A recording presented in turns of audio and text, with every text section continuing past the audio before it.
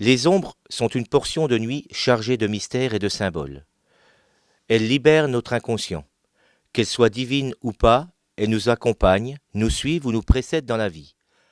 Empreintes laissées dans les grottes préhistoriques ou effigies de dieux, personnages satiriques, les histoires qu'elles nous content sont autant de témoignages de l'histoire de l'humanité. Objet de transposition, comme sa cousine la marionnette, la silhouette projetée par le montreur d'ombre dans son théâtre a joui d'une liberté importante et ne fut que très rarement censurée.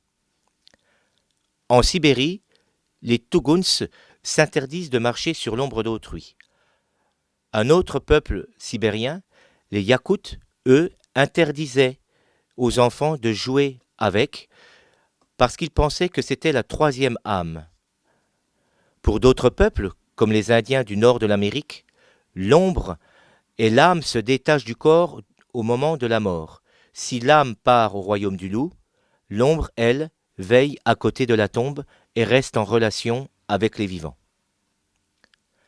La tradition veut que l'homme qui vendait son âme perdait son ombre. Et l'on sait aussi que les vampires, dans leur apparence charnelle, n'avaient pas d'ombre. En ce qui concerne les premières traces des ombres comme moyen d'expression, nous les trouvons dans les grottes préhistoriques, comme celle de Cosquier, 27 700 ans avant Jésus-Christ. Sur les parois de la caverne, on a découvert des empreintes de mains positives et négatives. On peut facilement imaginer des hommes préhistoriques autour d'un feu devant une grotte. Leurs ombres se reflètent sur les parois de celle-ci. En fonction de la flamme, elles peuvent avoir des tailles très impressionnantes. Rajoutez du bruit, l'écho de la grotte, et vous avez des scènes très impressionnantes. Elles ont pu servir à se donner du courage ou à empêcher l'ennemi de rentrer dans celle-ci. Si ces scènes ont vraiment eu lieu, on peut dire que le théâtre d'ombre est la première forme de théâtre inventée par l'homme. Platon, lui, utilisa le théâtre d'ombre dans l'allégorie de la caverne, situé au cœur d'un des dialogues les plus importants du philosophe, appelé La République. Dans une grotte, on attache des prisonniers, de telle façon qu'ils ne puissent pas se retourner. Les ombres qu'ils voient alors sur la grotte sont leurs croyances. Plus ils sortiront de la grotte, plus ils iront vers la lumière, plus ils iront vers la connaissance. Toujours en Grèce, un texte de Xénocrate de Sicyone nous parle d'un jeune guerrier parti à la guerre. Avant de rejoindre son régiment, il se rend auprès de sa fiancée. Sur le mur, une lampe projetait son ombre. La jeune fille en traça les contours sur la paroi pour garder son image jusqu'à son retour. Une autre légende nous parle d'une utilisation assez particulière du théâtre d'ombre. En effet, dans une grotte, on plantait un piquet à peu près 1 mètre du sol. On y attachait un prisonnier de telle façon qu'il ne puisse se retourner. Derrière lui, on allumait un feu. On découpait des silhouettes d'animaux féroces, on hurlait, on faisait de la poussière.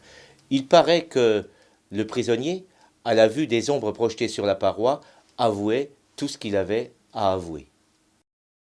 Il y a bien sûr bien d'autres légendes venues d'Asie.